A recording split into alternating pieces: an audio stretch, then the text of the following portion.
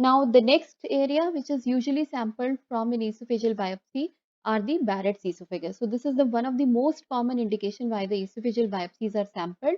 And what is Barrett's? So, Barrett's is the name of the scientist who discovered this entity.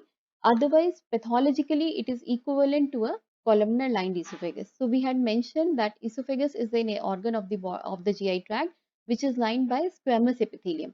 But if this epithelium changes into a columnar lined area, then it is called a CLO or a columnar lined esophagus.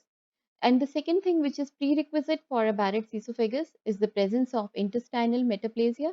We'll see what an intestinal metaplasia is.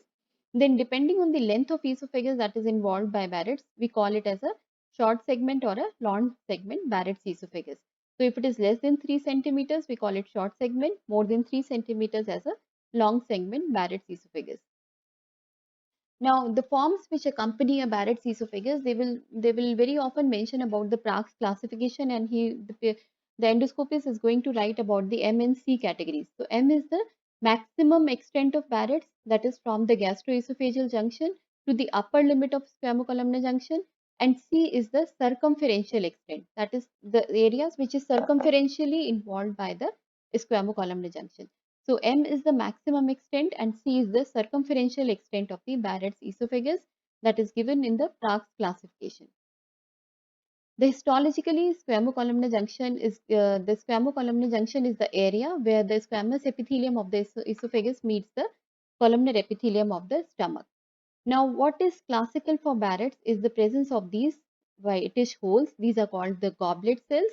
And if you see goblet cells, the findings are relatively specific, and you know that the intestinal metaplasia has occurred here, and this is equivalent to a Barrett's esophagus.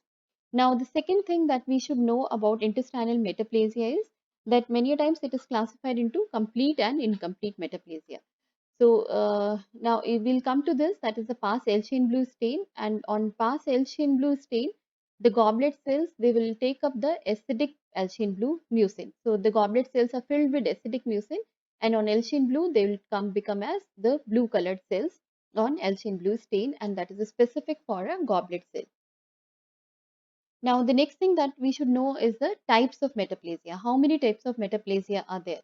So, first is we know that a normal squamous epithelium, esophageal epithelium is a squamous epithelium. So, a normal esophagus is lined by esophagus epithelium, and now when the acid is going to spill into the esophagus, this epithelium will try to transform into an epithelium that is likened to that of the stomach, so that it can resist the damage action of the acid.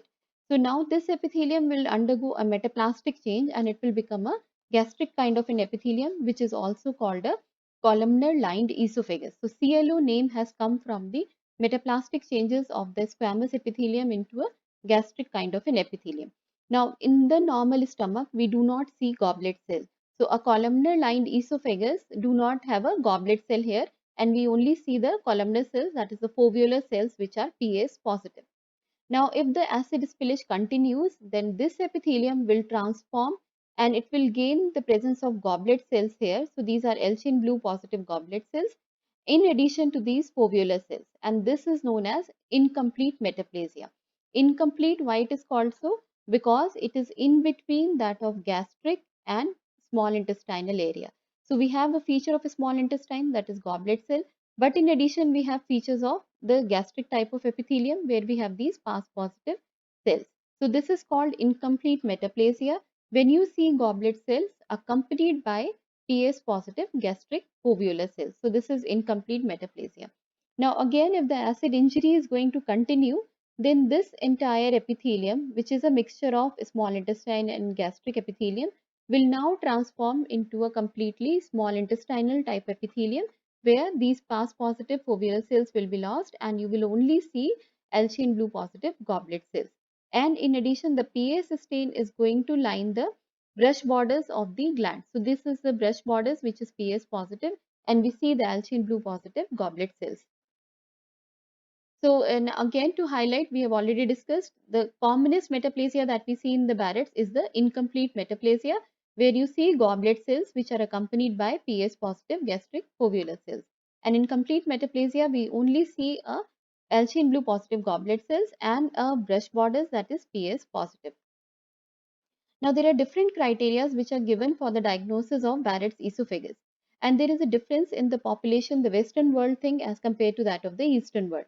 So, in the Western world, the Americans, they believe that the goblet cells presence is a must for diagnosis. So, unless you see a goblet cells, you will not call it as Barrett's esophagus. The Britishers believe that even if you do not see goblet cells, you just have the columnar line mucosa with some prerequisite features, you call it as Barrett's. The Japanese believe that you do not require any histological confirmation, and if you are endoscopically confirmed that this is Barrett's, then you say that this is Barrett's. As Indians, we take advantage of all these populations, and we'll see how these Barrett's is diagnosed. So we can utilize all of them together to diagnose a Barrett's disease.